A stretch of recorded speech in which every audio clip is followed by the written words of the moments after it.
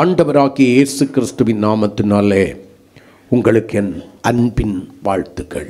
இந்த கர்த்தருடைய நாளின் காலை வேளையிலும் தேவ சமூகத்தில் வாஞ்சையோடு கூட வந்திருக்கிற தேவனுடைய பிள்ளைகளை நான் வாழ்த்துகிறேன். தொடர்ந்து கர்த்தருடைய வசனத்திற்கு நேராய் நாம் திரும்ப போகிறோம்.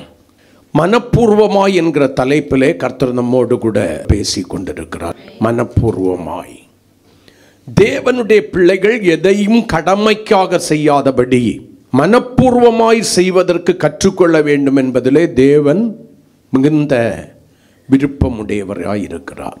கொலோசியருக்கு எழுதின நிருபம் அதனுடைய 3ஆம் அதிகாரம் 24வது வசனத்தை ஒரு முறை வாசிக்கலாம்.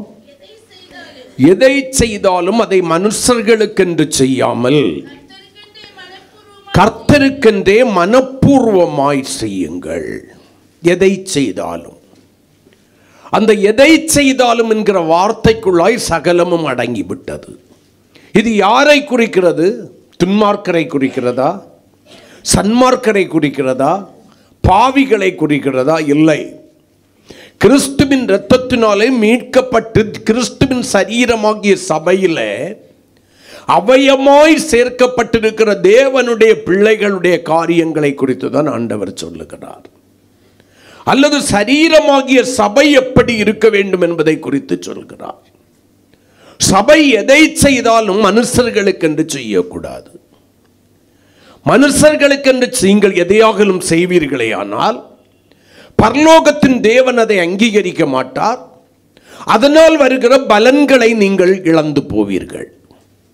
ஒருவேளை நீங்கள் மனுஷர்களுக்கென்று செய்கிற வேளையில் அங்கே உங்களுடைய சுயநாமம் மட்டும்தான் மகிமைப்படுகிறது.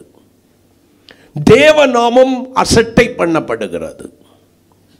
சில வேளைகளிலே மனுஷர்களுக்கென்று சில காரியங்களை செய்து சுய மகிமையை தேடின நாம் அந்த மகிமை லட்சையாய் மாறுகிறதான வேளையில் வேதனைப்பட்டு விடுகிறோம்.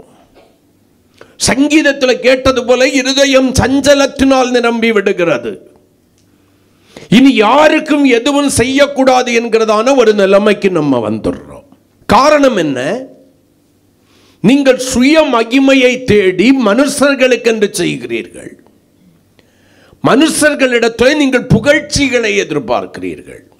நீங்க ஒரு சின்ன காரியம் செய்தா கூட மற்றவர்கள் தேங்க்ஸ்ன்னு சொல்லணும்னு சொல்லி நீங்க நினைக்கிறீங்க. அப்படி ஒரு தேங்க்ஸ் சொல்லாதவங்க இருக்காங்கன்னா அவங்கள பார்த்து என்ன நினைக்கிறீங்கன்னா, இவ்வளவு செய்தும் கூட ஒரு நன்றி இல்லை பாரு, ஒரு தேங்க்ஸ் சொல்றாங்களா? நீங்க என்ன பண்ணணும்? ஆண்டவரே, இதை இவர்களுக்கு உம்முடைய நாமத்தின் நிமித்தம் செய்யும்படி எனக்கு கிருபை தந்ததற்காய் உமக்கு ஸ்தோத்திரம். அல்லேலூயா. இப்ப நன்மை பெற்றவர்கள் என்ன சொல்லணும்? ஆண்டவரே, இந்த மனுஷனை கொண்டு, இந்த மனுஷியை கொண்டு, இந்த குடும்பத்தை கொண்டு ஒரு காரியத்தை எனக்கு கட்டளையிட்டீரே, அதற்காய் உமக்கு ஸ்தோத்திரம்னு சொல்லணும். அப்ப செய்கிறவர்களும் கர்த்தருக்கென்று கர்த்தருடைய நாம மகிமைக்காய் செய்து பெற்றுக்கொள்கிறவர்களும் கர்த்தருடைய நாம மகிமைக்கென்று அதை பெற்றுக்கொள்கிறதான வேளையில நம்முடைய வாழ்க்கையில சஞ்சலங்கள் அல்ல, கர்த்தருடைய நாம மகிமைப்படும். அதற்கேற்ற பலன்களை கர்த்தர் நமக்கு தருவார். எதை செய்தாலும் மனுஷர்களுக்கென்று செய்யாமல் கர்த்தருக்கென்று மனப்பூர்வமாய் பூரண இருதயத்தோட முழு இருதயத்தோட செய்ய வேண்டும். பார்வைக்காக செய்யக்கூடாது. ஜெபம் பண்ணுவது பார்வைக்காக பண்ணக்கூடாது. மனப்பூர்வமாய் ஜெபம் பண்ணணும். ஆராதிக்கிறது மனப்பூர்வமாய் ஆராதிக்கணும். வேதத்தை வாசித்து தியானிப்பது மனப்பூர்வமாய் வாசித்து தியானிக்கணும். கர்த்தருக்கு பயப்படுகிறது மனப்பூர்வமாய் பயப்படணும். கர்த்தருக்கு கீழ்ப்படுகிறது மனுஷர்களுக்கென்றல்ல, கர்த்தருக்கென்று மனப்பூர்வமாய் நம்ம கீழ்ப்படியணும். நிறைய காரியங்களை நம்ம சொல்லிக்கொண்டே போகலாம். கடந்த 2 நாட்களிலே 2 காரியங்களை நம்ம வாசித்து தியானித்தோம். ஒன்று, ரோமருக்கு எழுதின நிருபம் 6ஆம் அதிகாரம் 17வது வசனத்தை உங்களுக்கு சுட்டி காண்பித்து, உபதேசத்திற்கு கீழ்ப்படிவதிலே மனப்பூர்வம் தேவை. உபதேசம் என்பது தேவனுடைய வார்த்தையை குறிக்கிறது. நீ இப்படிதான் வாழ வேண்டும், இவைகளை கை கொண்டு வாழ வேண்டும், விட்டு விடாமல் வாழ வேண்டும் என்று சொல்லி தேவன் நீங்களும் நானும் வாழும்படியான ஒரு முறைமைகளை நம்முடைய கரங்களிலே ஏற்படுத்தி கொடுத்திருக்கிறார். அவைகளுக்கு நாம் கீழ்ப்படியாமல் ஒரு காது வழியா கேட்டு இன்னொரு காது வழியாய் விட்டு விடுகிறதான வேளையில தேவன் நம்மை மறக்கிறார்.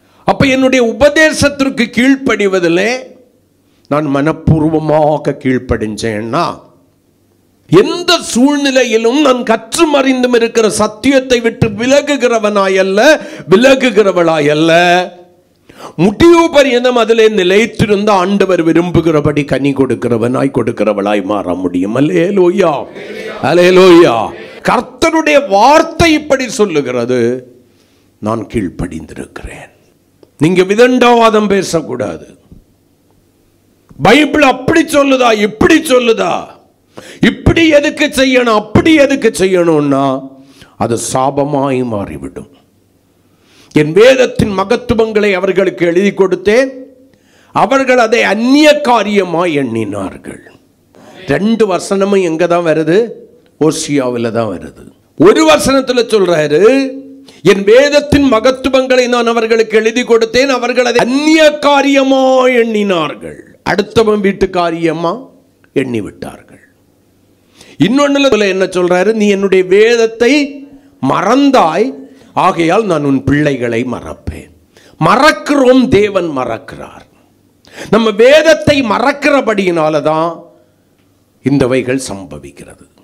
மறப்பதற்கு காரணம் என்னன்னு கேட்டீங்கன்னா ஒன்னே ஒண்ணுதான், மனம் உவந்து நான் கீழ்ப்படியவில்லை, அல்லது மனப்பூர்வமாய் நான் கீழ்ப்படியவில்லை, உண்மையாய் நான் கீழ்ப்படியவில்லை.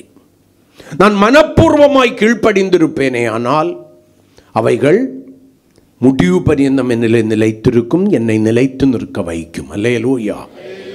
இரண்டாவதாக, கடந்த வாரத்தில் பிலேமன் 14வது வசனத்தை வாசித்து நன்மை செய்வது மனப்பூர்வமாய் செய்ய வேண்டும் என்று சொல்லி, நன்மை செய்வது, நீங்கள் யாருக்கு நன்மை செய்ய வேண்டும் என்பதை குறித்த பட்டியல் வேதம் கொடுக்கிறது. அல்லேலூயா.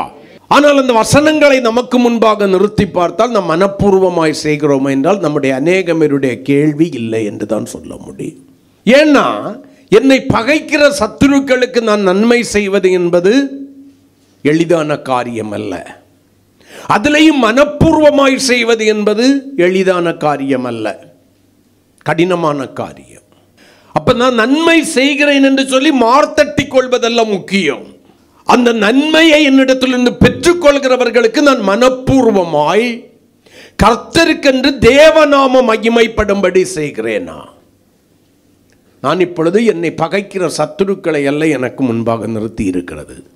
ஆண்டவரே, நீர் எனக்கு சொல்லி இருக்கிறீர், உம்முடைய நாமத்தின் நிமித்தம் உமக்கென்று நான் செய்கிறேன். இப்ப எனக்கு மனத்தாங்கல் வராது, மனப்பூர்வம் என்கிற ஒன்று வந்துவிடும். உம்முடைய வசனத்தின் நிமித்தம் நான் செய்கிறேன் என்கிற எண்ணம் எனக்குள்ளால வரும்போது எதையுமே நம்ம கடமைக்காய் செய்கிறவர்களாய் அல்ல. நான் இப்போ அது காலத்தில் போனேன்னா இன்னைக்குள்ள செய்தி நான் உங்களுக்கு சொல்லி முடியாது. மூன்றாவதாக, இன்னைக்கு மனப்பூர்வமாய் தேவனுடைய பிள்ளைகள் பாவத்தை விட்டு மனம் திரும்ப வேண்டும். பாவத்தை விட்டு மனம் திரும்புகிறது மனப்பூர்வமாய் இருக்க வேண்டும். அந்தந்த சூழ்நிலைகளுக்கு ஏற்றபடி நம்மை மாற்றிவிடக்கூடாது. அல்லேலூயா. ஆகாப் என்கிறதான இஸ்ரவேலில் ஒரு ராஜா இருந்தான். அவனை பார்த்தீங்கன்னா பிரச்சனை வருகிறது என்று தெரிந்தவுடனே தன்னை தாழ்த்தி மனம் திரும்பி விடுவான். பிரச்சனை தன்னை விட்டு விலகிவிட்டது என்று தெரிந்தவுடனே மறுபடியும் இருதயத்தை கடினப்படுத்தி விட்ட பாவத்தை அதை பார்க்கலும் மேலாக தொடர ஆரம்பிப்பான். நம்ம அநேகமருடைய வாழ்க்கை அப்படிதான். பாவத்திலிருந்து மனம் திரும்பி இருக்கிறோம் என்று சொல்லுகிறோம். பாவத்திலிருந்து மனப்பூர்வமாய் மனம் திரும்பினது உண்மையானால் மறுபடியும் எப்படி அந்த பாவம் நமக்குள்ளாய் சமயம் பார்த்து தலை தூக்குகிறது? உங்கள் மனம் திரும்புதல் உண்மையானதே ஆனால், நீங்கள் பாவத்தை விட்டு ஓய்ந்திருக்கிறவர்களே ஆனால், எந்த சூழ்நிலையிலும் நீங்கள் விட்டு விலகின பாவங்கள் உங்களுடையதான வாழ்க்கையிலே மறுபடி தலை தூக்கக்கூடாது. அல்லேலூயா. அப்ப என்னுடைய மனம் திரும்புதலிலே என்ன இருக்கணும்? மனப்பூர்வமாய் மனம் திரும்பி இருக்க வேண்டும். நான் மனிதனுக்கு இடத்திற்கு மனம் திரும்ப கூடாது. யாரிடத்திற்கு மனம் திரும்பணும்? கர்த்தரிடத்திலே மனம் திரும்ப வேண்டும். அல்லேலூயா. வாசிக்கலாம். எபிரேயருக்கு எழுதின நிருபம் 10ஆம் அதிகாரம் 26வது வசனத்தை கொஞ்சம் வாசிங்க. சத்தியத்தை அறியும் அறிவை அடைந்த பின்பு நாம் மனப்பூர்வமாய் பாவம் செய்கிறவர்களாயிருந்தால் பாவங்களின் நிமித்தம் செலுத்தத்தக்க வேறொரு பலி இனி இராமல், அப்படியே போதும். நாம் சத்தியத்தை அறிகிற அறிவை அடைந்த பின்பு, சத்தியம் என்றால் என்ன? ஆண்டவராகிய இயேசு கிறிஸ்து சத்தியம். அவர் சொன்னார், நானே வழியும் சத்தியமும் ஜீவனுமாயிருக்கிறேன். அவருடைய வசனம் சத்தியம். அப்ப இயேசுவை அறிகிற அறிவு எனக்குள்ளால வசனம் கொண்டு வருகிறது. சத்தியமாகிய வசனம் எனக்குள்ளால கொண்டு வருகிறது. நான் இயேசுவை அறிய அறிய அறிய அவருடைய சாயலுக்கொப்பான சாயலாய் மாறும்படி அழைக்கப்பட்டிருக்கிறேன். ஆமென் சொல்லுங்களேன். அப்ப சத்தியமாகிய கிறிஸ்துவையும் அவருடைய வார்த்தையாகிய சத்தியத்தையும் அறிந்த பின்பு மனப்பூர்வமாய் பாவம் செய்யக்கூடாது. நான் அதை தெளிவாய் உங்களுக்கு சொல்லுகிறேன். இது பாவம், இது பரிசுத்தம் என்பது எனக்கு கற்றுக் கொடுக்கப்பட்டிருக்கிறது. பாவம் என்று தெரிந்திருக்கிற காரியத்திலே மறுபடியும் நான் செய்கிறேனே ஆனால் அதுக்கு பேர் தான் துணிகரம். மனப்பூர்வமாய் செய்கிறேன். நல்லா கவனிங்க.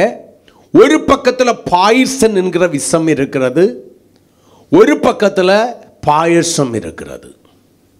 ரெண்டும் ஒரே டேபிளில் வைக்கப்பட்டிருக்கிறது, ஒரே மாதிரியான பாத்திரத்தில் இருக்கிறது. ஆனால் என்ன, ஒரு போர்டு வைக்கப்பட்டிருக்கிறது. இது பாய்சன், விஷம். இதை நீ குடித்து விட்டால் மரித்து விடுவாய். இது பாயசம், இதை குடித்தால் நீ மரிக்க மாட்டாய். நீங்கள் புரிந்து கொள்ளும்படி சொல்லுகிறேன். நமக்கு படிக்க தெரியும், சென்று படிக்கிறோம். பாய்சன், பாயசம். எவனோ பைத்தியக்காரன் தேவையில்லாமல் எழுதி வைத்திருக்கிறான். அது எப்படி அதை குடித்தால் சாகிறது? நமக்கு தெரியும், விஷம் குடித்தால் என்ன பண்ணிடுவோம்? செத்து போயிடுவோம். அதுக்கு பிறவைக்கு அந்த பாயசத்தை குடிக்காம நீங்க பாயசன் ஆகிய விஷத்தை எடுத்து குடிச்சீங்கன்னா அதுக்கு பேரு தான் துணிகரம். மனப்பூர்வமாய் அதை செய்கிறீர்கள்.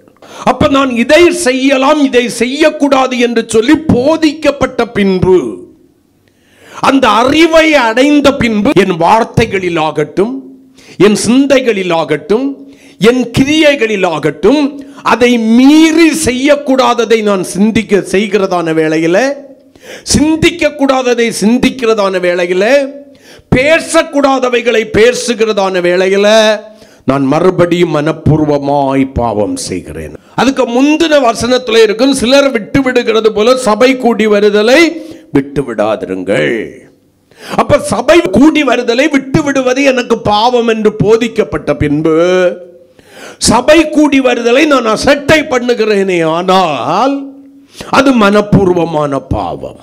கர்த்தருடைய நாள் என்கிற ஆராதனை நாளை அசட்டை பண்ணுவது என்பது மனப்பூர்வமான பாவம்.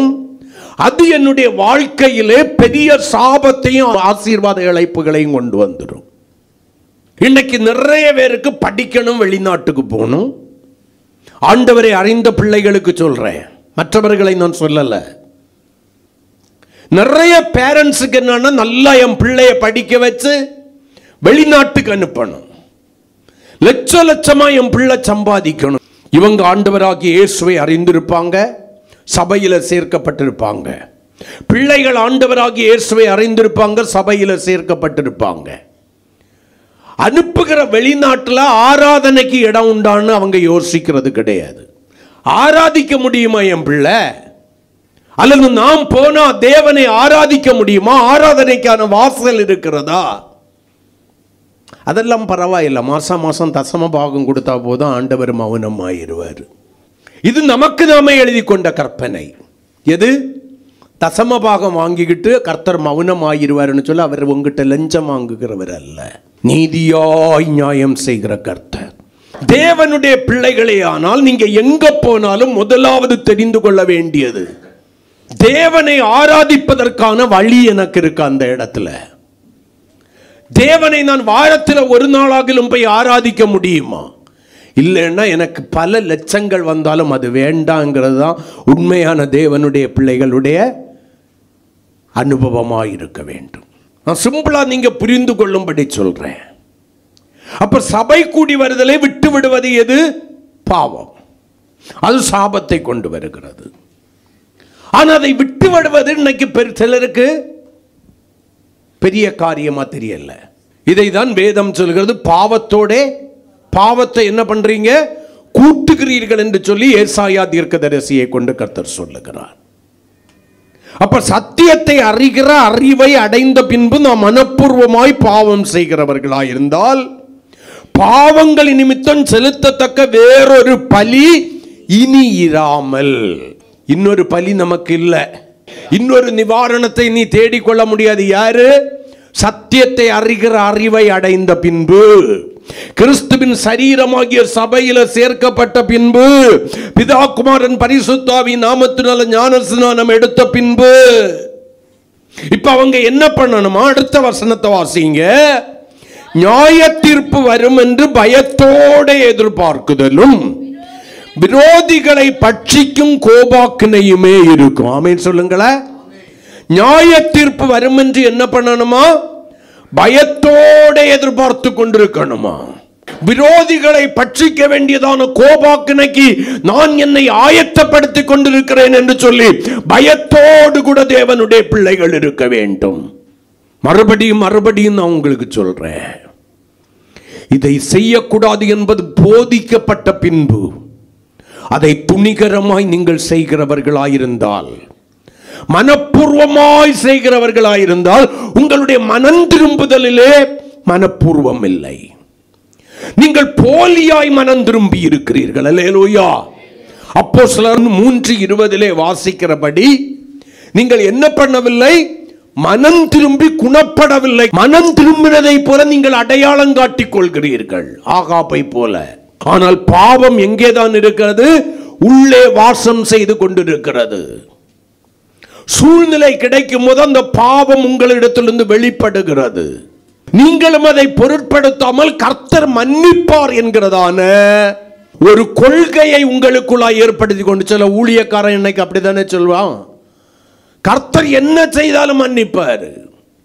நீ ரட்சிக்கப்பட்டதுக்கு பிறவைக்கு நீ என்ன பாவம் செய்தாலும் கர்த்தர் என்ன பண்ண மாட்டாரா? கணக்கில் எடுக்க மாட்டாருன்னு சொல்லி இன்னைக்கு துணிகரமாய் தேவ சமூகத்திலே போதிக்கிற போதகர்கள் என்று சொல்கிற சிலர்கள் இருக்கிறார்கள். இந்த வசனம் எல்லாம் உங்களுக்கு கண்ணு தெரியுதா இல்லையான்னு எனக்கு தெரியல. அல்லது இந்த வேதத்தை தான் அவர்கள் வைத்திருக்கிறார்களா, வேற வேதத்தை வைத்திருக்கிறாங்களான்னு எனக்கு தெரியல. ஒருவேளை அவர்கள் வைத்திருக்கிற வேதத்தில் வேற அர்த்தத்திலே இவைகள் எழுதப்பட்டிருக்கிறதா என்று எனக்கு தெரியாது. ஆனால் என்னுடைய கருத்தில் இருக்கிற இந்த வேத வசனம் எனக்கு இப்படிதான் போதிக்கிறது. நான் சத்தியத்தை அறிகிற அறிவை அடைந்த பின்பு மனப்பூர்வமாய் பாவம் செய்தால், மனம் திரும்பி குணப்பட வேண்டிய நான் மனம் திரும்பின காரியங்களிலே குணப்படாமல் இருந்தால், அல்லது மனம் திரும்புதலுக்கு ஏற்ற கனிகளை கொடுக்காமல் இருந்தால் எனக்கு என்ன வருமா? நியாய தீர்ப்பு வரும். விரோதிகளை பட்சிக்கிற கோபாக்கினை என் மேல வரும். அந்த பயம் எனக்குள்ளால இருக்கணும். ஆமென் சொல்லுங்களேன். அந்த பயம் எனக்குள்ளால வந்தாதான் என்னுடைய மனம் திரும்புதல் மனப்பூர்வமானதா இருக்கும். நான் பாவத்திற்கு செத்து நீதிக்கு பிழைக்கிறவனாய் வாழுவேன். அல்லேலூயா. நீங்கள் பாவத்திற்கு செத்து நீதிக்கு பிழைக்கணும். நீதிமொழிகள்ல அழகா ஒரு வசனம் உண்டு, தன் பாவங்களை மறைக்கிறவன் வாழ்வடைய மாட்டான், அவைகளை அறிக்கை செய்து விட்டு விடுகிறவனோ. அறிக்கை செய்வதல்ல இங்க முக்கியம். வசனத்தை கேட்கும் போது நாம் பாவி என்று ஒத்துக்கொள்வதல்ல முக்கியம். நீ உணர்த்தப்பட்டு ஒத்துக்கொண்ட காரியங்களிலே விட்டு விலகி இருக்கிறாயா? அந்த பாவங்களை விட்டு, அந்த பாவத்தை உன்னை விட்டு தூரப்படுத்தி இருக்கிறாயா? பரவாயில்லை, கர்த்தர் மன்னிப்பார் மன்னிப்பார் மன்னிப்பார் என்று சொல்லி உனக்கு நீயே ஒரு புதிய சத்தியத்தை எழுதி கொண்டு துணிகரமாய் வாழ்ந்து கொண்டிருக்கிறாயா? இந்த காலை வேளையில் கர்த்தர் உன்னோடு கூட தான் பேசுகிறார். சபையே, மனம் திரும்புவதிலே மனப்பூர்வம் இருந்து விட்டதே ஆனால் அடுத்து பாவம் செய்வதற்கு மனம் வராது. உனக்குள்ளால ஒரு தெய்வ பயம் இருக்கும். யோசேப்புக்குள்ளால இருந்த தெய்வ பயம்தான் அவனை பாவத்திற்கு விலகி ஓடச் செய்தது. நீங்களும் நானும் நினைக்கிறது போல யோசேப்பு நினைச்சிருந்தான்னா, சூழ்நிலை சரியில்லை, நான் பாவம் பண்ணிட்டேன், ஆண்டவரே மன்னியும்னு சொல்லிக்கிட்டு அவன் போயிருக்கலாம். யோசேப்பு வாழ்ந்த காலம் எது தெரியுமா? மனசாட்சியின் காலம், பிரமாணம் கொடுக்கப்படாத காலம். பிரமாணம் இல்ல, அவனவன் தன்னுடைய மனசாட்சியின்படி கர்த்தருக்கு பயந்து வாழ்ந்த காலம் அந்த காலம். அந்த காலத்தில் வந்து வாழ்ந்ததான ஆபிரகாமின் பேரனாகிய யோசேப்பு பாவத்தை வெறுத்து பாவத்தை விட்டு விலகி ஓடினான். இவ்வளவு பெரிய பொல்லாங்குக்கு நான் உடன்பட்டு தேவனுக்கு விரோதமாய் பாவம் செய்வது எப்படி?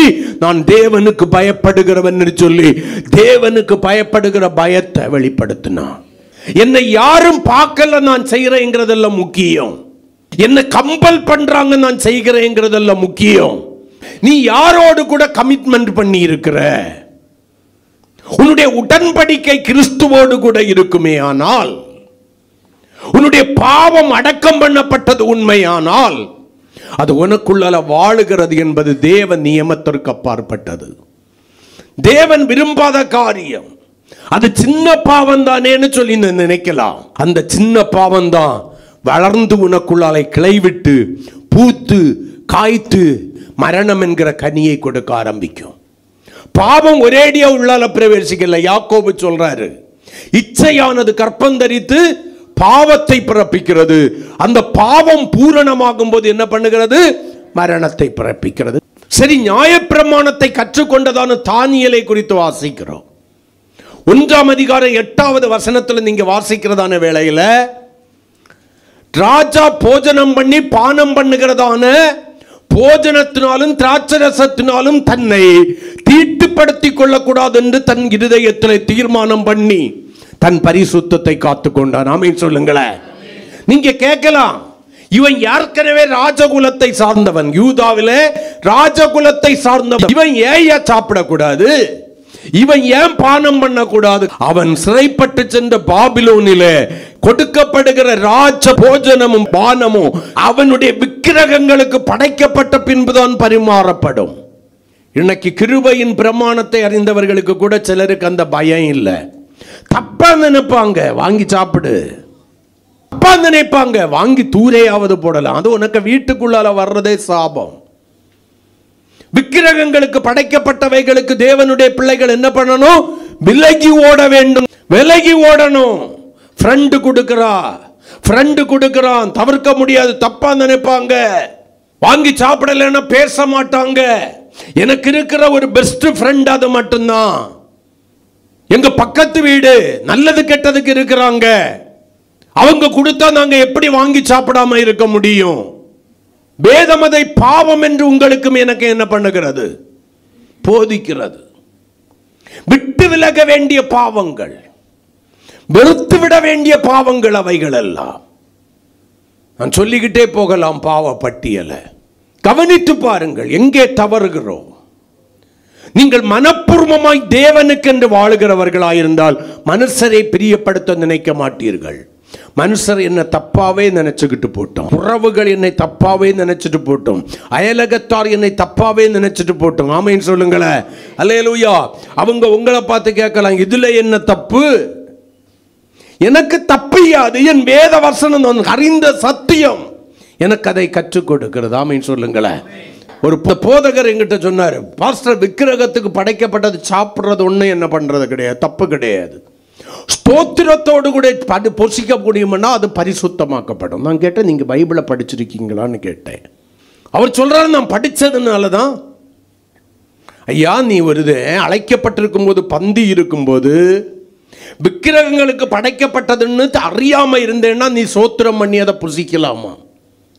ஆனால் நீ பந்தி இருந்து கொண்டு இருக்கும் போது சாப்பிட சோத்திரம் பண்ணி சாப்பிட ஆரம்பிக்கும் போது ஒருதான் வந்து சொல்றான், இவைகள் விக்கிரகங்களுக்கு படைக்கப்பட்ட பின்புதான் உங்களுக்கு பரிமாறப்படுகிறதுன்னு சொன்னா நீ என்ன பண்ணிடணுமா? அதை புசிக்காதபடி பந்தியை விட்டு என்ன பண்ணிடணுமா?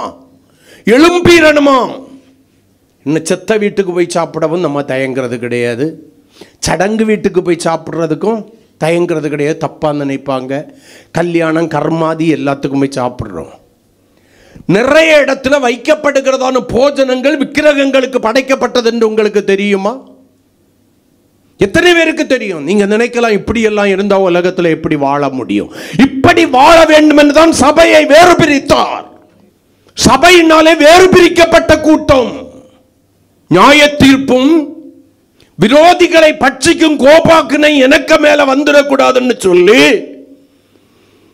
நான் கற்றுமறிந்தும் இருக்கிற சத்தியத்திலே கை கொண்டு ஆண்டவருக்கு பயப்படுகிற பயத்தோடு கூட வாழ்ந்து என்னுடைய மனம் திரும்புதலிலே பரிபூரணப்பட்டு மனப்பூர்வமாய் மனம் திரும்பி பாவம் என்று உணர்ந்த காரியங்களிலே மறுபடி அந்த பாவத்தை செய்யாதபடி, சிந்திக்காதபடி, அவைகளை பாவமான வார்த்தைகளை பேசாதபடி என்னை காத்துக்கொள்வதுதான் ஆண்டவர் விரும்புகிற ஒரு வாழ்க்கை. ஆமென் சொல்லுங்களேன். எதிர்பாராத சூழ்நிலையில் ஒரு பாவம் உங்களுக்கு பாவம்னு தெரியல, அதுக்கு மன்னிப்பு இருக்கலாம். ஆனால் விபச்சாரம் பாவம்னு தெரியும் தானே, சிகரெட்டு பிடிக்கிறது பாவம்னு தெரியும் தானே, தண்ணி அடிக்கிறது பாவம்னு தெரியும் தானே, கெட்ட வார்த்தை பேசுறது பாவம்னு தெரியும் தானே, மற்றவர்கிட்ட சண்டை போடுறது பாவம்னு தெரியும் தானே. எதை செய்யாமல் செய்கிறாய்? எதை தெரியாமல் செய்கிறாய்? கர்த்தருடைய பிள்ளை என்று பெயர் பெற்ற நீ அவிசுவாசியான ஒருவனை, அவிசுவாசியான ஒருதியை லவ் பண்றேன்னா உனக்கு தெரியாதா? அவிசுவாசியோடு விசுவாசிக்கு பங்கில்லை, அந்நிய நுகத்தில் பிணைக்கப்படக்கூடாதுன்னு சொல்லி உனக்கு தெரியாதா? தெரியும். இங்க தெரியாம யாருமே பாவம் செய்யல, போதிக்கப்பட்டிருக்கிறோம். ஒருவேளை சபைக்கு ஒரு விக்கிரக ஆராதனை கூடத்திலிருந்து சபைக்கு வந்து ஒரு 2 மாசம் தான் 1 மாசம் தான் ஆகுதுன்னா அவங்களுக்கு தெளிவில்லாம இருக்கலாம். எத்தனை வருடங்கள் ஆயிற்று, இன்னும் எத்தனை காலங்கள் இப்படி வாழப்போகிறாய்? உலகத்திற்கொத்த வேஷம் தரித்து உனக்குள்ளால இருக்கிற ஒரு தலைக்கணம் என்ன தெரியுமா? கர்த்தர் மன்னிப்பார், கர்த்தர் மன்னிப்பார். இந்த வசனத்தை பாருங்க நல்லா. நியாய தீர்ப்பும் விரோதிகளை பட்சிக்கும் கோபாக்கினையுமே வரும். அப்ப அந்த நியாய தீர்ப்புக்கும் தேவ கோபாக்கினைக்கும் நானும் என் குடும்பமும் என்ன பண்ணிடக்கூடாது? பங்குள்ளவர்களாய் மாறிவிடக்கூடாது. என் நிமித்தம் என் சகோதரன் இடறிவிடக்கூடாது, என் நிமித்தம் என்னுடைய சகோதரி இடறிவிடக்கூடாது. அல்லேலூயா. விலகி ஓடுங்கள் என்று வேதம் சொல்கிறது. தேவனுடைய பிள்ளைகள் என்ன பண்ணணும்? விட்டு விலகி ஓடணும். அநியாயம் செய்கிறவனை பார்த்து நானும் அநியாயம் செய்வேன்னு தேவ பிள்ளைகள் சொல்லக்கூடாது. ஆமென். அக்கிரமம் செய்கிறவனை பார்த்து நானும் அக்கிரமம் செய்வேன்னு தேவ பிள்ளைகள் சொல்லக்கூடாது. வெளிப்படுத்தின விசேஷம் 22ஆம் அதிகாரம் 11வது வசனத்தை கொஞ்சம் வாசிங்க. அநியாயம் செய்கிறவன் இன்னும் அநியாயம் செய்யட்டும், அவனை பார்த்து நீ அநியாயக்காரனா மாறிடாத. அசுத்தமாயிருக்கிறவன், பாவம் செய்கிறவன், தன்னை தீட்டுப்படுத்துகிறவன் இன்னும் தன்னுடைய பாவம் பூரணமாகும் வரையிலும் அதை செய்யட்டும். நீ அவனை பார்த்து என்ன பண்ணிராத? ஜெராக்ஸ் காப்பி எடுத்துறாத, மாறிடாத, உன்னை மாற்றிக்கொள்ளாத. இவர்கள் எல்லாம் இப்படி பண்றாங்க. ஆண்டவர் கண்டுகிடாம தானே இருக்கிறாரு. ஏன் நாம் பண்ணக்கூடாதா? சில வேளையில தேவ பிள்ளைகளுக்கு தெரியும்னு நினைக்கிற அநேகமே இருக்கு. தவறா ஒரு சிந்தா திண்டுத்தாலே என்ன பண்ணிடுறாரு? அடி விழுதா இல்லையா? ஒரு வார்த்தை மனம் பதறி பேசிட்டோம், தவறா துணிகரம் கொண்டு பேசிட்டோம்னா அடி விழுதா இல்லையா? எனக்கு விழலையே அப்படின்னு நினைக்கிறியா? நீ லிஸ்டிலே இல்லாத ஆளு. உனக்கு ஆல்ரெடி நியாய தீர்ப்பும் விரோதிகளை பட்சிக்கும் கோபாக்கினை ரெடி ஆயிட்டு, இருதயம் உணர்வற்று போயிட்டு, கடினப்பட்டு போயிட்டு. ஆகையினால தவறு உனக்கு தவறா தெரியல. ஆமென் சொல்லுங்களேன். அப்ப நான் என்ன பண்ணணும்? இவைகள் எல்லாம் எனக்கு விலக்கி வைக்கப்பட்டிருக்கிறவைகள். நான் இவைகளை விட்டு விலகி ஓட வேண்டியவன், விலகி ஓட வேண்டியவள். மற்றவர்களை பார்த்து அநியாயம் செய்கிறவனாய் அல்ல, அக்கிரமம் செய்கிறவனாய் அல்ல, அசுத்தமானதை நடப்பிக்கிறவளாய் அல்ல. நான் என்ன பண்ணணும்? நீதி உள்ளவனாய் நீதியை இன்னும் செய்யணும் என்று சொல்லுங்களேன். பரிசுத்தத்தை விரும்பி நான் இன்னும் பரிசுத்தம் உள்ளவனாய் மாற வேண்டாம் என்று சொல்லுங்களேன். என் பரிசுத்தத்திலே பூரணம் அடையும் வரைக்கும் நான் நீதியை இன்னும் செய்து செய்து செய்து செய்து பரிசுத்தத்தை இன்னும் விரும்பி பரிசுத்தத்தின் பாதையிலே வாழ்ந்து பரிசுத்தத்தை பயத்துடனே காத்துக்கொள்ள வேண்டும். என்னுடைய பரிசுத்தம் காத்துக்கொள்ளப்பட வேண்டுமேனால் எனக்குள்ளால என்ன தேவை? தெய்வ பயம் தேவை. ஏறத்தாழ 3.5 வருடங்கள் யூதாசு இயேசுவோடு கூட இருந்தான். யூதாசுக்கு தெரியும் நான் செய்ய போகிற காரியம் மிகப்பெரிய தவறு. மிகப்பெரிய தவறு யூதாசுக்கு தெரியும். அப்பத்தை பிடிச்சு கொடுக்கும் போது கூட ஆண்டவர் சொல்றாரு, நீ செய்வதை சீக்கிரமா செய்யன்னு சொல்றாரு. அப்பவாவது இவன் உணர்ந்திருக்கலாம். அப்பவும் பாவி உணரல்ல. அப்பவும் உணரல்ல. துணிந்து போய் இயேசுவை 30 வெள்ளி காசுக்கு விற்றான். முத்தத்தினாலே காட்டி கொடுக்கிறான். இப்பாது நினைச்சிருக்கலாம். ஆண்டவர் அழகா கேட்கிறாரு, சிநேகிதனே முத்தத்தினாலேயா என்னை காட்டி கொடுக்கிறாய்ன்னு கேட்கிறாரு. அப்பவாவது மனசாட்சியில குத்திருக்கலாம். ஐயா, நான் காட்டி தந்த ஆளு வேற, அவன் அதற்கென்று நியமிக்கப்பட்டவன் தான், நான் இல்லை என்று சொல்லவில்லை. ஆனால் மனம் திரும்புவதற்கான வாய்ப்பு இருந்தது. ஆமீன் சொல்லுங்களேன். தெரியாம எல்லாம் இயேசுவை காட்டி கொடுத்து நான்று கொண்டவன் மறிக்கவில்லை. மனப்பூர்வமாய் செய்கிறான். இயேசுவை காட்டி கொடுக்கிறான். குற்றமில்லாத இரத்தத்தை காட்டி கொடுக்கிறான். குற்றமில்லாத இரத்தத்தை மனப்பூர்வமாய் காட்டி கொடுத்தான். முடிவில் நான்று கொண்டு செத்தான். வயர் வெடிச்சு குடல் எல்லாம் வெளியே வந்துச்சு அவனுடைய மரணத்துல. நியாய தீர்ப்பு உடனே வந்தது. கொஞ்சம் யோசிச்சு பாருங்களேன். நம்முடைய வாழ்க்கையில் மனம் திரும்புதல் மனப்பூர்வமானதாக இருக்கிறதா, அல்லது கடமைக்காக மனம் திரும்பினதை போல அடையாளம் காட்டி கொண்டு சூழ்நிலைகளுக்கு ஏற்றபடி நம்மை மாற்றிக்கொள்கிறவர்களாக இருக்கிறோமா? பொருளாசை பாவம், அது விக்கிரக ஆராதனை என்பது நமக்கு தெரியும். நம்ம எத்தனை பேருக்கு பொருளாசை இல்லை? யோசிச்சு பாருங்க. மனம் திரும்புதல் மனப்பூர்வமானதாக இருக்க வேண்டும். அப்பதான் நீங்க பாவத்திலிருந்து விடுதலையாகி பரிசுத்தத்திலே பூரணமாக முடியும். அல்லேலூயா. அவர் நம்மை அசுத்தத்திற்கல்ல பரிசுத்தத்திற்கு தான் அழைத்திருக்கிறார் என்று சொல்லி 1 தெசலோனிக்கர் 4:7 சொல்லுகிறது. அசுத்தத்திற்கல்ல பரிசுத்தத்திற்கு அழைத்திருக்கிறார். நம்ம எதற்கு அழைக்கப்பட்டிருக்கிறோம்? இந்த காலை வேளையில் அன்பு வாலிபனே, கன்னிகையை, பிரிய சகோதர சகோதரி, உங்ககிட்ட மிகுந்த மனத்தாழ்மையோடும் பயத்தோடும் கூட நான் ஒரு ரெக்வெஸ்ட் வைக்கிறேன், ஒரு வேண்டுதல் அல்லது ஒரு விண்ணப்பம் வைக்கிறேன். கர்த்தர் மன்னிப்பார் என்கிற துணிகரத்தை விட்டு மனம் திரும்புங்கள். நீங்க சத்தியத்தை அறிகிற அறிவை அடைந்திருக்கிறது உண்மையானால், கர்த்தர் மன்னிப்பார் என்று சொல்லி நீங்கள் துணிகரமாய் செய்கிற மீறுகிற பாவங்களை விட்டு, கீழ்ப்படியாமை என்கிற பாவங்களை விட்டு, அகந்தை என்கிற பாவங்களை விட்டு, ஆண்டவரை துக்கப்படுத்துகிற அசுத்தம் என்கிற பாவத்தை விட்டு மனப்பூர்வமாய் மனம் திரும்புங்கள். இல்லைன்னா நீங்க எதிர்பார்க்கிறபடி மன்னிப்பல்ல, வரப்போகிறது நியாய தீர்ப்பும் விரோதிகளை பட்சிக்கும் கோபாக்கினையும் என்று சொல்லி வேத வசனம் சரியாய் சொல்லுகிறது. அல்லேலூயா. ஆமே. அதற்கு மீறி நம்ம யோசிக்க முடியாது. நான் நிறைய காரியங்களை பேசிக்கிட்டே இருக்கலாம், ஆனால் சுருக்கமாக நான் முடிக்கிறேன். சுருக்கமாக அந்த வார்த்தையை முடிக்கிறேன். இரண்டாவதாக மொத்தத்தில் 4ஆவதாக மற்றவர்களை மன்னிக்கிறதுலே மனப்பூர்வம் வேண்டும். வாசிக்கலாம். மத்திய எழுதின சுவிசேஷம் 18:35 நீங்கள் அவனவன் தன் சகோதரன் செய்த தப்பிதங்களை மனப்பூர்வமாய் மன்னியாமற் போனால் என் பரமபிதாவும் உங்களுக்கு இப்படியே செய்வார். எப்படியே செய்வார்? மனப்பூர்வமாய் உங்களை மன்னிக்க மாட்டார். கரங்களை கொட்டி கர்த்தரை மகிமைப்படுத்துவோம். அல்லேலூயா. இது ஆண்டவர் அழகான ஒரு உவமையா இங்க சொல்றாரு. ஒரு ராஜா அந்த உவமையை இப்படி சொல்றாரு. பரலோகம் தன்னுடைய ஊழியக்காரர்களிடத்திலே கணக்கு பார்க்க வேண்டும் என்று இருந்தது. இப்ப சொல்றாரு, ஒரு ராஜா இருந்தான். அவன் தன்னுடைய ராஜ்யத்தில் யார் யாரு கடன் பட்டிருக்குன்னு சொல்லி அந்த லிஸ்டை எடுத்து பார்க்கிறான்.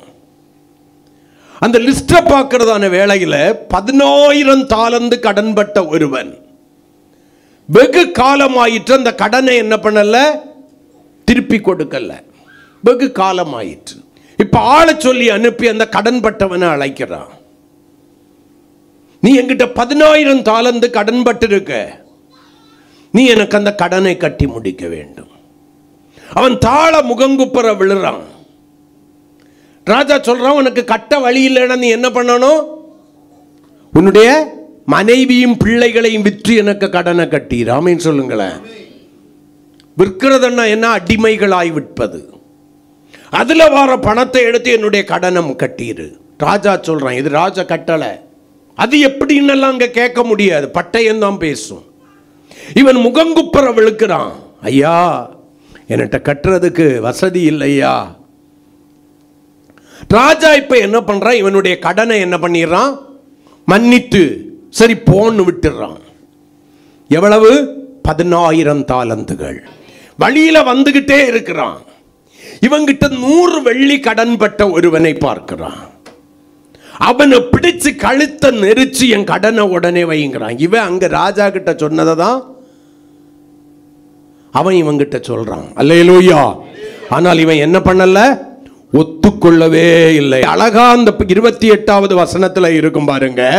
அப்படி இருக்க அந்த ஊழியக்காரன் புறப்பட்டு போகையில் தன்னிடத்தில் 100 வெள்ளி பணம் கடன் பட்டிருந்தவனாகிய தன் உடன் வேலைக்காரரில் ஒருவனை கண்டு அவனை பிடித்து தொண்டையை நெரித்து, நீ பட்ட கடனை எனக்கு கொடுத்து தீர்க்க வேண்டும் என்றான். அப்பொழுது அவனுடைய உடன் வேலைக்காரன் அவன் காலில் விழுந்து, இவன் ராஜா காலில் விழுந்தான், இவன் காலில் விழுந்து, என்னிடத்தில் பொறுமையாயிரும், எல்லாவற்றையும் கொடுத்து தீர்க்கிறேன் என்று அவனை வேண்டிக் கொண்டான்.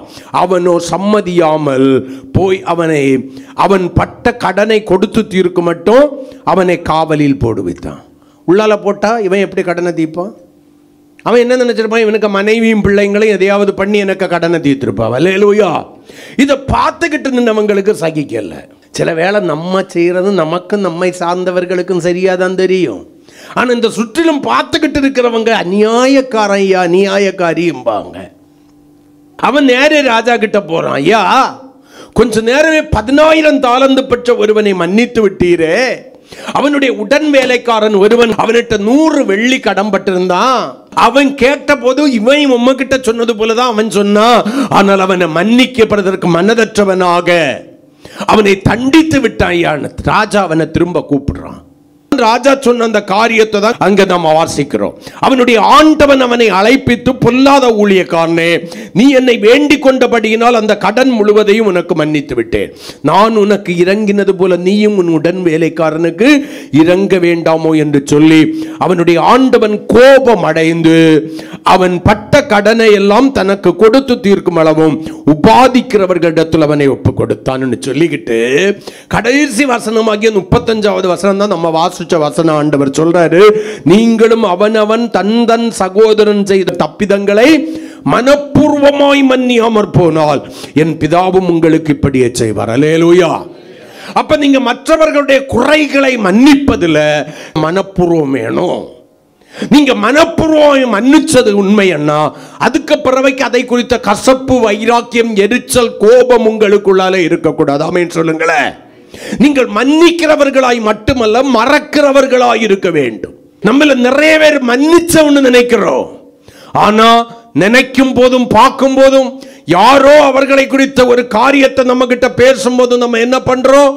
அவனா அவளா நான் செய்தது மறக்கல, எனக்கு உள்ளால இருக்கு, செய்தது என்ன பண்ணல, மறக்கல. இல்லை தேவனுடைய பிள்ளையே, ஆண்டவர் உன்னை மன்னிக்கிறது உண்மையான மன்னிப்பாய் இருக்க வேண்டுமானால், அந்த மன்னிப்புக்கு நீ பாத்திரனாய் இருக்க வேண்டுமானால், பாத்திரவதியாய் இருக்க வேண்டுமானால், நீ மற்றவர்கள் என்ன தவறு செய்திருந்தாலும் சரி மன்னிக்கிறவனாய் மன்னிக்கிறவளாய் மாற வேண்டும். மன்னிப்பது சாதாரணமானதாய் அல்ல, மனப்பூர்வமாய் உள்ளத்தினுடைய ஆழத்திலிருந்து மன்னிக்க வேண்டும். ஆண்டவர் நம்முடைய பாவங்களை எல்லாம் என்ன பண்ணினாரு? சமுத்திரத்தினுடைய ஆழத்தில் தள்ளிவிட்டார். இனி அது நினைக்கப்படக்கூடாதபடிக்கு. அல்லேலூயா. நீ மன்னியாம போனேன்னா அடியில போட்டதை மேல தூக்கிடுவாரு. யாதொரு கசப்பான வேர் தேவனுடைய பிள்ளைகளுடைய இருதயத்திலிருந்து முளைத்தெழும்பவே கூடாது. ஆமென். அல்லேலூயா. மனப்பூர்வமாய் மன்னித்து விடுங்கள். ஆனால் இனி நீங்கள் புறாவை போல கபடற்றவர்களும் சர்ப்பத்தை போல வினாவுள்ளவர்களுமாயிருங்கள். ஹல்லேலூயா. இனி ஒரு முறை அவர்களாலே பாதிக்கப்படாதபடிக்கு நீங்கள் எச்சரிக்கையா இருங்கள். அது ரொம்ப முக்கியம். மன்னிக்க வேண்டியவர்களை, உன் சகோதரனை, உன் சகோதரியை நீ மனப்பூர்வமா மன்னிக்கணும், மனப்பூர்வமாய் மன்னிக்கணும். அப்பதான் நீயும் தேவனால் மன்னிக்கப்படுவாய். இல்லைன்னா தேவன் உன்னை என்ன பண்ண மாட்டாரா? மன்னிக்க மாட்டார்.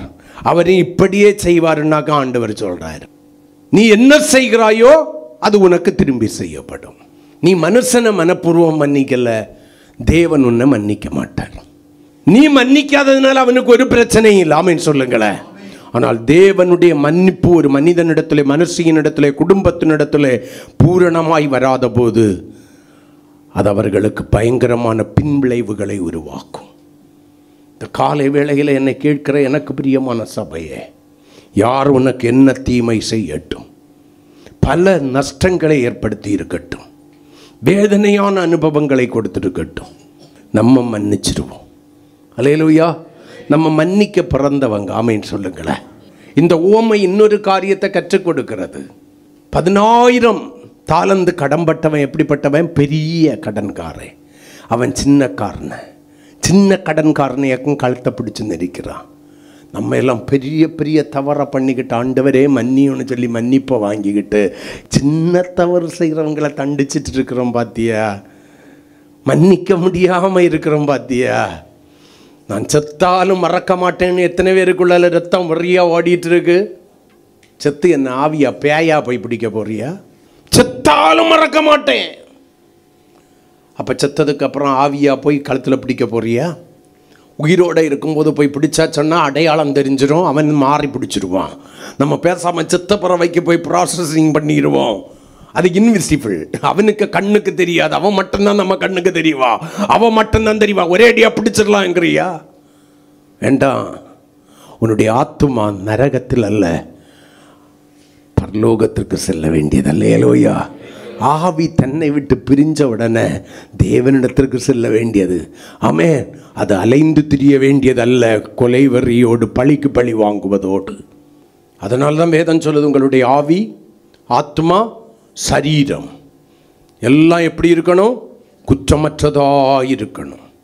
ஆவியில் தேவையில்லாத வைராக்கியங்கள் இருக்கக்கூடாது. தேவ பிள்ளைகளுக்கு மாம்சத்தில் வைராக்கியங்கள் இருக்கக்கூடாது, ஆத்மாவில் வைராக்கியங்கள் இருக்கக்கூடாது. ஆமென் சொல்லுங்களேன். யாரா இருந்தாலும் சரி மனப்பூர்வமாக மன்னிச்சிருவான். நிறைய வசனம் உண்டு, கர்த்தருக்கு ஸ்தோத்திரம். நான் அதுக்குள்ளால போகல, ஒரே ஒரு வசனத்தை மட்டும் சொல்கிறேன். எபேசியர் 4ஆம் அதிகாரம் 31, 32 வசனங்களை கொஞ்சம் வாசிங்க. நல்ல கவனிங்க. சகல விதமான கசப்பும், கோபமும், மூர்க்கமும், கூக்குரலும், தூஷணமும், மற்ற எந்த துர்க்குணமும் உங்களை விட்டு மனப்பூர்வமாக மன்னிக்கிறவங்களை விட்டு தான் இது நீங்கும். நல்ல கவனிங்க. அடுத்த வசனம். இப்போ நீங்கள் அதையெல்லாம் விட்டுக்கிட்டு என்ன பண்ணணுமா? ஒருவருக்கொருவர் தயவாயும் மன உருக்கமாயும் இருந்து கிறிஸ்துவுக்குள் தேவன் உங்களுக்கு மன்னித்தது போல நீங்கள் ஒருவருக்கொருவர் என்ன மன்னியும்னு ஆண்டவர்கிட்ட நீ கேட்கணும்னா, அதுக்கு முன்னால நீ மற்றவர்களை மன்னிக்கிறவனாய், சாதாரண மன்னிப்பல்ல, மனப்பூர்வமாய் மன்னிக்கிறவனாய், மனப்பூர்வமாய் மன்னிக்கிறவளாய் மாறு. அல்லேலூயா. இல்லைன்னா நான் சொல்கிறேன், நீ பரலோகத்துக்கு போக முடியாது. உனக்கு முன்னால் அவன் வேணும்னா பரலோகத்துக்கு போயிடுவான். வேதம் சொல்லுது, ஆயக்காரனும் வேசைகளும் உங்களுக்கு முன்னால் பிரவேசிப்பாங்க. ஏன்? உண்மையாக மனம் திரும்பி போயிடுவான் கிடைக்கிற டைமில். அல்லேலூயா. நம்ம எல்லாம் கேட்டு எல்லாம் எனக்கு தெரியும்னு சொல்லி மமதை கொண்டு இருந்துக்கிட்டு கடைசி நாளிலே கைவிடப்படாதபடிக்கு எச்சரிக்கையாயிருப்போம். மனப்பூர்வமாய் மன்னியுங்கள், மனப்பூர்வமாய். மூணாவது ஒரே ஒரு காரியத்தை மட்டும் சொல்லி இன்னைக்கு இந்த செய்தியை நான் இதோடு கூட முடிக்கிறேன். எபேசியர் 6ஆம் அதிகாரம் 6 முதல் 8 வரையிலான வசனங்கள். மனுஷருக்கு பிரியமாயிருக்க விரும்புகிறவர்களாய் பார்வைக்கு ஊழியம் செய்யாமல் கிறிஸ்துவின் ஊழியக்காரராக மனப்பூர்வமாய் தேவனுடைய சித்தத்தின்படி செய்யுங்கள். அடிமையானவனும் சுயாதீனமுள்ளவனானாலும் அவன் செய்கிற நன்மையின்படி கர்த்தரிடத்தில் பலனை அடைவான் என்று அறிந்து மனுஷருக்கென்று ஊழியம் செய்யாமல் கர்த்தருக்கென்று நல்மனதோடே மனப்பூர்வமா என்று 6வது வசனத்தில் வாசிச்சோம். அல்லேலூயா. நல்மன என்ன? சுத்த மனசாட்சியுடனே மனப்பூர்வமாய் ஊழியம் செய்யணும். நீங்க இப்போ உடனே ஊழியக்காரனுக்கு மட்டும்தான் சொல்லி நீங்க எல்லாம் பைபிளை மூடிடக்கூடாது. சும்மா சொல்ல தெரியுதுல்ல, ராஜாக்களும் நாங்களே ஆசாரியர்களும் நாங்களே ஆராதிக்கின்றோ ஆர்ப்பரிக்கின்றோ அன்பு செய்கின்றோ. அதுல மட்டும்தான் ராஜாவும் ஆகணும் ஆசாரியனும் ஆகணும் எல்லாம் சொல்லிக்கிட்டு பிரச்சனைன்னு வந்த உடனே ஒதுங்கி போக கூடாது. நீ இயேசுவின் இரத்தத்தினால கழுவப்பட்டது உண்மைன்னா, அவருடைய அபிஷேகம் மேல இருக்கிறது உண்மைன்னா, கர்த்தருக்கு ஸ்தோத்திரம், அவரோடு கூட ஞானஸ்நானம் என்கிற உடன்படிக்கை பண்ணி கொண்டது உண்மைன்னா, நீயும் தேவனுடைய பார்வையில யாரு? ஆசாரியன். புதிய ஏற்பாட்டில் 5 வகை ஊழியத்தை கர்த்தர் சபையில ஏற்படுத்தி இருந்தார். அந்த 5 வகை ஊழியத்திலிருந்து அநேக ஊழியங்கள் உண்டு. இந்த பாய் போடுறது ஒரு ஊழியம். இத முறுமுறுத்துக்கிட்டு செய்தா சாபம். பாய் எடுக்கிறது ஒரு ஊழியம். இத முறுமுறுத்துக்கிட்டு செய்தா ஒரு சாபம். அது அப்ப போடுறதும் சரி எடுக்கிறதும் சரி நான் என்ன பண்ணணும்? மனப்பூர்வமாய் செய்யணும். இது யாரு? கர்த்தருடைய வீடு. என்னுடைய வீடு சகல ஜனங்களுக்கும் ஜெப வீடு எனப்படும். ஆமென். செய்யாத, செய்தும் சாபத்தை வாங்கிக் கொள்ளாத. உன்னால முடியும்னா எதை செய்தாலும் கர்த்தருக்கு என்று மனப்பூர்வமாய் செய்ய கற்றுக்கொள். இது ஒரு உதவி ஊழியம். ஜெபிக்கிறது ஒரு உதவி ஊழியம். ஆமென் சொல்லுங்களேன். அதை கடமைக்காக ஜெபிக்க கூடாது, மனப்பூர்வமாய் ஜெபிக்கணும். ஆத்துமாக்களுக்கு சுவிசேஷம் சொல்றது ஒரு ஊழியம். அதை மனப்பூர்வமாக செய்யணும். கர்த்தருக்கு ஸ்தோத்திரம். அவன் செய்யறான் நான் செய்யறேன், அவன் செய்யறான் நான் செய்யறேன். அவளுக்கு போட்டியா கர்த்தருக்காக செய்யறியா? அவ செய்யல நானும் செய்ய மாட்டேன், அவன் செய்யறானா நானும் செய்ய மாட்டேன். அவனுக்கும் அவளுக்கும் செய்கிற கிருபையை கொடுக்கல, உனக்கு அந்த கிருபையை தந்திருக்கிறாரு. அந்த கிருபையை பெற்று அதை பிரயோஜனப்படுத்தவங்களுக்கு அதுக்கேற்ற பலன், அதை பெறாம அதை செய்யாதவங்களுக்கு அதுக்கேற்ற பலன். அல்லேலூயா. தேவ சபையில நீ ஏதோ ஒரு ஊழியம் செய்கிறியா? சமைக்கிறது ஒரு ஊழியம். நீங்க வேணும்னா பாருங்க, அதை மனப்பூர்வமா செய்து பாருங்க. உங்க சன்னதிகளுடைய வாழ்க்கையில் அந்த ஆசீர்வாதங்கள் இறங்கி வருகிறத நீங்க பாப்பீங்க. உங்க சன்னதிகளுடைய வாழ்க்கையில கர்த்தருக்கு நீங்க மனப்பூர்வமாய் செய்கிற ஒவ்வொரு காரியத்திற்கும் ஆசீர்வாதங்கள் இறங்கி வரும், நன்மைகள் இறங்கி வரும். கர்த்தருக்கு கொடுக்கிறது ஒரு ஊழியம். முறுமுறுத்து கொடுக்கிறது இல்ல ஊழியம். மனப்பூர்வமாய் கொடுக்கிறது ஒரு ஊழியம். உற்சாகமாய் கொடுக்கிறவனிடத்தில் தேவன் பிரியமாய் இருக்கிறார். அப்பதான் கண்டிப்பா கொடுக்கணுமா? கொடுக்காத. கண்டிப்பா என்கிற வார்த்தை உனக்குள்ளால எழும்பிச்சனாலே கொடுக்கிறத முதலாவது நிப்பாட்டு.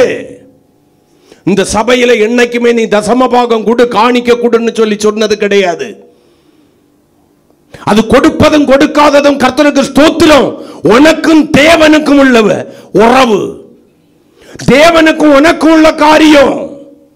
அதை கொடுத்துக்கிட்டு முறுமுறுக்கிறத பார்க்கலாம். நீ கொடுப்பாமல் இருப்பது உத்தமம். நான் இவ்வளவு கொடுக்கிறேன்னு சொல்லி கொடுத்துக்கிட்டு நினைச்சேன்னா மனப்பூர்வம் இல்லை. தாவீது சொன்னது போல, ஆண்டவருக்கு கொடுக்கிறதுக்கு ஆண்டவர் எனக்கு என் ஜனங்களுக்கும் கிருபை தந்தாரே, அதற்கு ஸ்தோத்திரம். என்னாலதான் நடக்குதுன்னு நினைச்சிடாத. கர்த்தர் நடத்த வல்லமை உள்ளவ. கொடுக்கவனுக்கு திராணி தந்திருக்கிறாரா? கர்த்தருக்கு முன்னால தாழ்மைப்பட்டு சொல்லு, ஆண்டவரே உமக்கு ஸ்தோத்திரம். அதன் பலன்களை நீ காண்பாய். அது ஒரு ஊழியம், தாங்குகிற ஊழியம். ஆசரிப்பு கூடாரத்தை ஏற்படுத்த சொல்லும் போது ஆண்டவர் சொல்றாரு, மனப்பூர்வமா கொடுக்கிறவங்கிட்ட மட்டும் வாங்கு. மனப்பூர்வமாய். நான் இப்ப சொல்றேன் காணிக்கையை குறிச்சல்ல, எதை செய்தாலும். ஒரு ஆளுக்கு ஒரு ஆகாரம் கொடுக்கிறியா? மனப்பூர்வமாய் கொடு. ஒரு பொருள் கொடுக்கிறியா? மனப்பூர்வமாய் கொடு. யாருக்காவது ஏதாவது ஒண்ணு சரி நல்லா இருக்குல்ல நான் கொடுத்தது சொன்னாலே நீ மனப்பூர்வமாய் செய்யவில்லை. மனுஷனுக்காக நீ செய்திருக்கிற, தற்புகழ்ச்சியை விரும்பி செய்திருக்கிற. சபை அப்படி இருக்கக்கூடாதாமே சொல்லுங்களேன். எதை செய்தாலும் மனுஷருக்கென்று செய்யாமல் கர்த்தருக்கென்று மனப்பூர்வமாய் செய்யணும். ஊழியம் செய்தால் கூட கொடுக்கறது ஒரு ஊழியம். அதுக்கு நமக்கு ஒரு மனசு வேணும். அதை கொடுத்துக்கிட்டு என்ன பண்ணிடக்கூடாது, டண்டன டக்கன டக் பலனை இழந்து போகிறாய். அதனால் வர வேண்டிய நன்மையை இழந்து போற. சம்பந்தப்பட்டவன் சொன்னா கூட இனி இதை குறித்து நீ பேசக்கூடாது, இது இந்த ஆளு செய்தது, இனி அதை குறித்து நீ பேசக்கூடாது. நான் கர்த்தருக்கென்று செய்தேன், உனக்குன்னு நான் செய்யலை. அல்லேலூயா. சத்தமா சொல்லுங்களேன். வாங்கிக்கிட்டு தேங்க்ஸ், ஒரு தேங்க்ஸ் கூட சொல்லலை, இனி செய்திருவேனா அப்படி யோசிக்கக்கூடாது. எவ்வளவு அதிகமாக செய்கிறியோ அந்த அளவுக்கு தான் உன்னை திட்டுவாங்க. எவ்வளவு நன்மை அதிகமாக கொடுத்தியோ அந்த அளவுக்கு உன்னை திட்டுவாங்க. முழுசாக திட்டுவாங்க. அப்போவன் சொல்லு, சோத்திரம் ஆண்டவரே. கொடுப்பது ஒரு ஊழியம், ஜெபிப்பது ஒரு ஊழியம், சுவிசேஷம் சொல்லுவது ஒரு ஊழியம், பாய் போடுறது ஒரு ஊழியம், பெருக்கிறது ஒரு ஊழியம், துடைக்கிறது ஒரு ஊழியம், பாத்திரம் கழுவுறதும் ஒரு ஊழியம் சபையில். அதை நீ செய்து பாரு, மனப்பூர்வமாய் செய்து பாரு.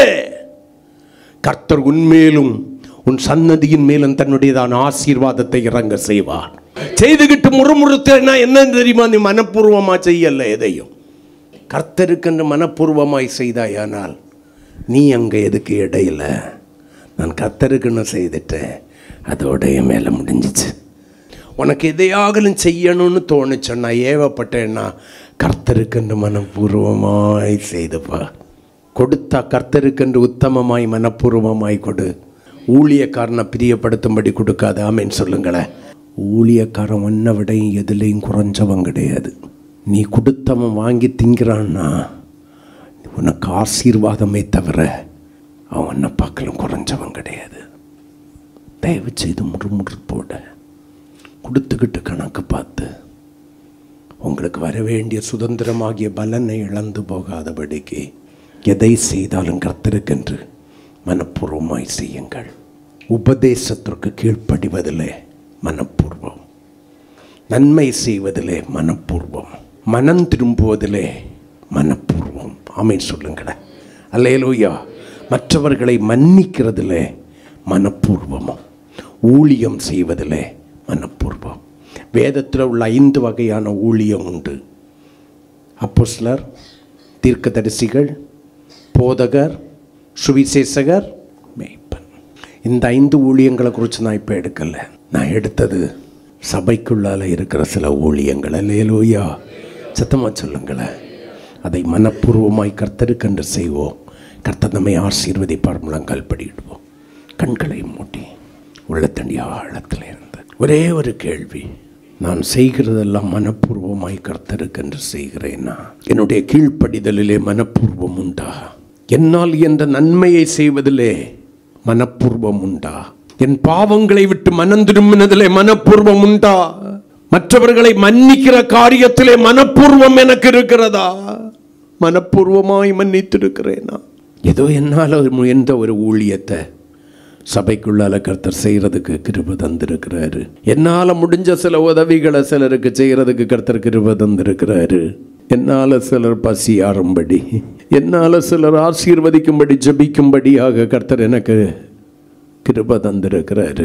சிலருக்கு சுவிசேஷத்தை சொல்லுவதற்கு ஆண்டவர் எனக்கு கிருபை தந்திருக்கிறாரு. இதையெல்லாம் மனுஷர்களுக்கு என்று செய்யாமல் நான் கர்த்தருக்கென்று மனப்பூர்வமாய் செய்கிறேன்னா, கர்த்தர் எனக்கு கொடுக்கும் திராணியை கொஞ்சமோ நிறையவோ எனக்கு தந்திருக்கிறாரு. அதை கர்த்தருக்கென்று மனப்பூர்வமாய் கொடுக்கிறேன்னா, காலை வேளையில் ஒரு முறை கூட நம்மை தாழ்த்தி மனப்பூர்வமாய் எல்லாவற்றையும் கர்த்தருக்கென்று செய்யும்படி நம்மை தேவ கரங்களிலே அர்ப்பணித்து நான் கர்த்தருக்கென்று செய்திருக்கிறேன்.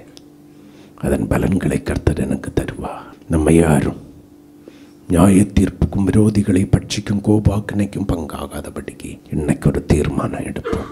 ஆண்டவரே, எதை செய்தாலும் மனுஷர்களுக்கென்று செய்யாமல் கர்த்தருக்கென்று மனப்பூர்வமாய் செய்ய அர்ப்பணிக்கிறேன். எனக்கு கிருபை தாருன்னு கேளுங்க. கர்த்தர் உங்களை ஆசீர்வதிப்பா.